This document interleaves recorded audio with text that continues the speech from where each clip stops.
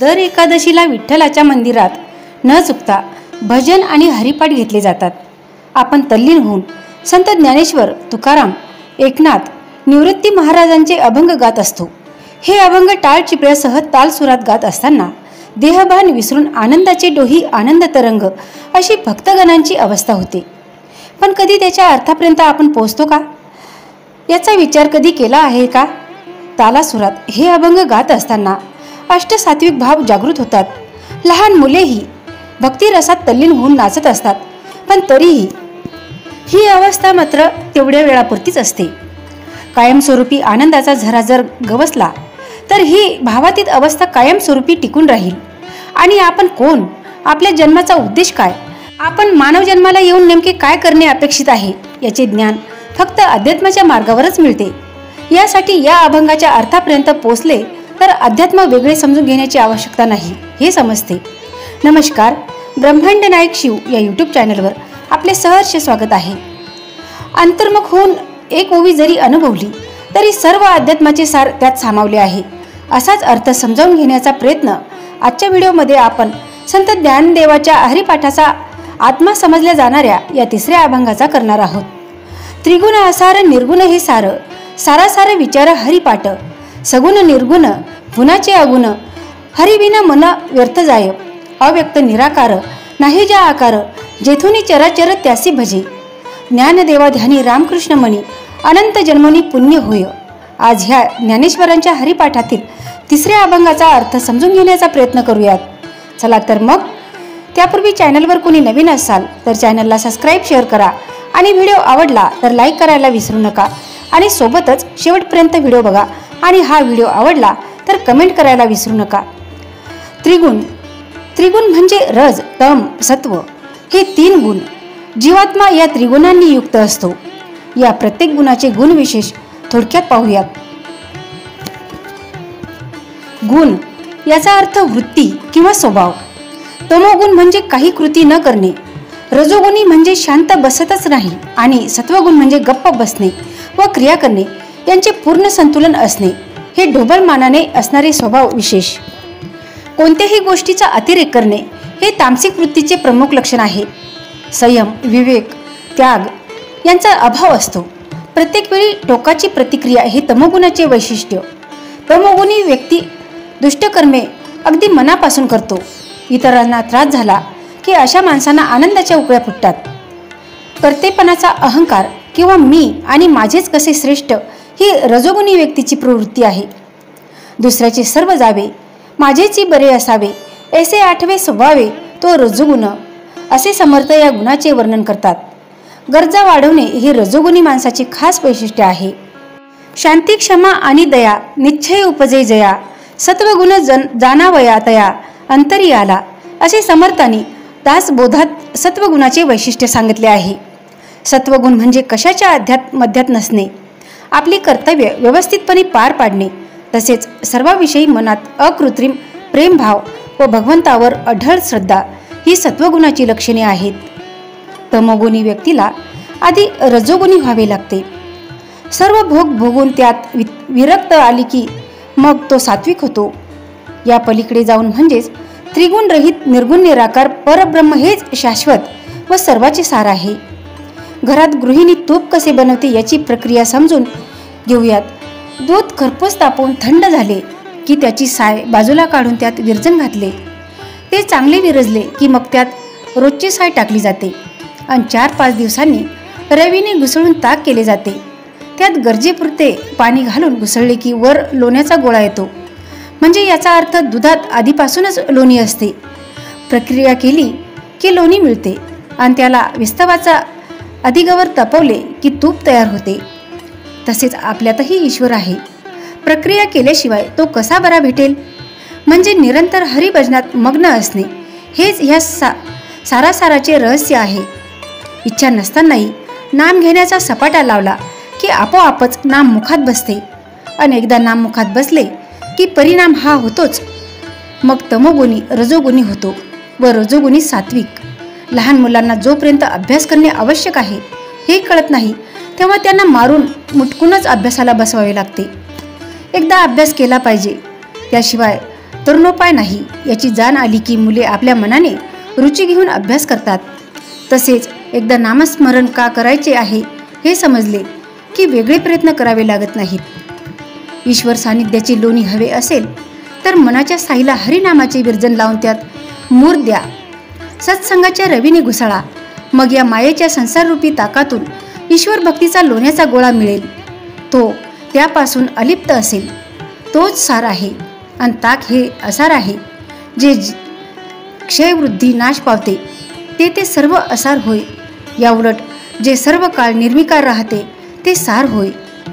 देह हा विकारी व नाशवंत असल्याने असार आहे आणि देहात असणारा अविनाशी आत्मा हा सार आहे. त्याप्रमाणेच सृष्टीविस्तार हा असार आहे आणि विश्वनिर्माता श्रीहरी हा सर्वांचे सार आहे. तो अनंत सर्वव्यापी असल्याने तो संपूर्ण विश्वात चैतन्य भावाने अनुरेणूतून पण भरलेला आहे. जे गुणसहित साकार आहेत ते सगुण आणि गुणरहित निराकार आहेत. ते निर्गुण म्हणजे सगुण तेच निर्गुण आणि निर्गुण तेच सगुण. फक्त गुण तेवढे उणे. कारण हरीची व्याप्ती दोहोतही समान आहे. परब्रह्म हे सगुण निर्गुण अतीत असे आहेत. पण ते समजून घेणे आणि त्यासाठी करावा लागणारा शास्त्र अभ्यास हा अतिशय गहन क्लिष्ट आहे. हे तत्वज्ञान शिकण्यासाठी कुशाग्र बुद्धी व दीर्घकालीन श्रम याची आवश्यकता असते. सर्वसामान्यांना हे सहज शक्य नाही. यासाठी सर्व वेदांचे जे सार आहेत आणि तत्वदृष्टीने ब्रह्म आहे त्या श्रीहरीच्या नाम जपात व उपासनेत अखंडपणे राहावे असे संत शिरोमणी श्री ज्ञानेश्वर महाराज सांगतात. श्रीहरीच्या ठिकाणी आकार नसल्याने त्याच्या स्वरूपाचे ज्ञान नेत्रांना होणे शक्य नाही. यासाठी भगवत देहाची मीमांसा न करता त्याच्या चिंतनात रममाण होणे महत्त्वाचे आहे. म्हणजे त्याला सगुण रूपात पाहण्याची इच्छा मनात न धरता त्याच्या निर्गुण निराकार रूपाची अपेक्षा धरावी. हे सोडून तू इतर विषयात गुंतशील तर तो मनाचा दुरुपयोग होईल असे मार्गदर्शन माऊली हरिपाठात करतात. इतर विषय म्हणजे मोह माया षडरिपू असे सांगायचे आहे संत श्रेष्ठ ज्ञानेश्वर माऊलींना. सगुण मूर्ती रूपातच अडकले तर अध्यात्म प्रगती होणार नाही. या जगातील सर्व गोष्टी या असार म्हणजे ऐहिक वैभव, धन, शरीर आणि शरीराच्या माध्यमातून येणारी नाती हे सगळे असार आहे. क्षणभंगूर आहे, नाशवंत आहेत. आपल्याच गतकर्माचे फळलेले बरे वाईट भोग आहेत. त्यामुळे यांच्यात आसक्त न होता अंतिम सार तत्व असणाऱ्या परमात्म्याकडे आपल्या अविनाशी चैतन्यमयी आत्म्याची असणारी स्वाभाविक ओढ लक्षात घेऊन भगवंताच्या भक्तीमध्ये लीन व्हावे. जो व्यक्त नसून अमूर्त आहे, निराकार आहे व ज्यापासून चर म्हणजे चेतनायुक्त व अचर म्हणजे जड अशा जगताची उत्पत्ती झाली, या हरीची भक्ती करावी असे ज्ञानेश्वर महाराज म्हणतात. या जगातील सर्व सजीव निर्जीव सृष्टी ही ईश्वर स्वरूप आहे. म्हणजे जे आहे ते ईश्वराचे आहे आणि सगळ्यात ईश्वरी अंश आहे. म्हणजे आपल्यातही हा ईश्वर अंश आहे याचे जाणीव होणे म्हणजे अध्यात्म समजून घेणे. संत शिरोमणी श्री ज्ञानेश्वर महाराज म्हणतात, माझ्या मनात व ध्यानात रामकृष्ण आहे व त्या योगाने या जन्मात अनंत पुण्याईची जोड आहे. ध्यानीमनी रामकृष्ण म्हणजे भगवंताशी अद्वैत निरंतर नामाचा झरा हृदयात वाहतो आहे. मनच रामकृष्णमय होऊन गेले आहे, आनंदमय होऊन गेले आहे. कारण भगवंत आनंद स्वरूप आहे. भगवंत रूपी मन म्हणजेच भगवंताचा नित्य सहवास आहे आणि सहवास म्हणजेच मनात इतर कुठल्याही भावनांना जागाच नसणे. बोलावा विठ्ठल, पहावा विठ्ठल, करावा विठ्ठल जीवभाव अशा उत्कट निष्काम भक्तीने परमात्मा प्रसन्न होतो. नाम जप करीत असताना जो सारासार विचाराने, निर्मळ भक्तीने व उत्कट भावनेने मनापासून तळमळीने हरिमय होऊन जातो, तो भक्त याच जन्मात हरिप्राप्ती करू शकतो. कारण अध्यात्माच्या वाटेवर सर्वात महत्त्वाची तुमची अनन्य भक्ती आहे. तसेच ज्यांच्या पदरी मागील अनेक जन्माच्या पुण्याचा संचय आहे त्यांनाच या जन्मी निष्काम भक्ती करून श्रीहरी प्राप्ती करावी अशी ओढ लागते. बहुत स्फूर्ताची जोडी म्हणून विठ्ठल आवडी असे संत ज्ञानदेव महाराज यामुळेच म्हणतात. आपण अवतीभोवती पाहतो, साधनेच्या मार्गावर असणाऱ्या सर्वांची आध्यात्मिक वाटचाल समान नसते. तुमचे मागील पुण्यसंचय, या जन्मातील कर्म आणि प्रत्येकाची भक्तीतील अर्थता या गोष्टी यासाठी आवश्यक आहेत.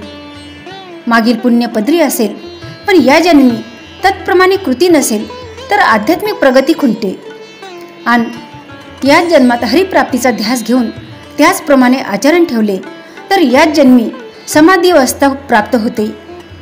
आचरणाला अध्यात्म फार महत्त्व आहे. कायिक, वाचिक, मानसिक या तिन्ही स्तरावर घडणाऱ्या कर्मांचे फळ मोजले जातेच. म्हणजे मोहमे राम बगल मी छुरी, इतरांना बघितलेली सुरी दिसली नाही तरी कर्मांचा सिद्धांत लागू होतच असतो. भगवंत साक्षी भावाने आपल्या सर्व कृत्याचे साक्षीदार असतात. कारण कर्म करण्याचे स्वातंत्र्य जीवाला दिलेले आहे. त्यात अगर कर्माच्या सिद्धांतात भगवंत ढवळाढवळ करत नाही. यासाठी अध्यात्मशास्त्र हा मनाला केलेला बोध आहे. जसे रामदास स्वामींनी मनाचे श्लोक लिहिले आहेत. विचारी मना तुझी शोधून पाहे असे रामदास स्वामी म्हणतात. आपल्या मनात जी प्रचंड प्रमाणात विचारांची उलटपालट चालू असते त्या विचारावर लक्ष केंद्रित करून हळूहळू ते विचार सकारात्मक कसे होतील, पुढे जाऊन निर्विचार अवस्था काही वेळापुरती का होईना पण कशी प्राप्त होईल याकडे लक्ष देणे आवश्यक आहे. समर्थ म्हणतात तसे स्वाध्याय म्हणजे स्व अध्याय, स्वतःच्या आत डोकावणे. जनरली सर्वांना इतरांकडे बोट दाखवण्याची सवय असते, पण एक बोट जेव्हा इतरावर रोखले जाते तेव्हा 4 बोटे स्वतःकडे निर्देश करत असतात. आपल्या आत डोकावणे आवश्यक असते. आपण जेव्हा एखाद्या गोष्टीवर त्वरित प्रतिक्रिया देत व्यक्ती होत असतो तेव्हा आपल्यातीलच विकार बाहेर पडत असतात. तूच आहेस तुझ्या जीवनाचा शिल्पकार असे परमपूज्य वामनराव पै म्हणतात. तेव्हा लक्षात येते मला भजी खावीशी वाटतात अशी इच्छा आधी मनात येते. मग त्यावर अधिक विचार केला की मागे कधीतरी खाल्ल्याचा भजीचा चव आठवते. मग तोंडाला पाणी सुटते. मग आईला, पत्नीला भजी करण्याची सूचना केली जाते. शक्य असल्यास गृहिणी भजी बनवतात, पण शक्य झाले नाही तर तसेच ऑफिसला जावे लागते.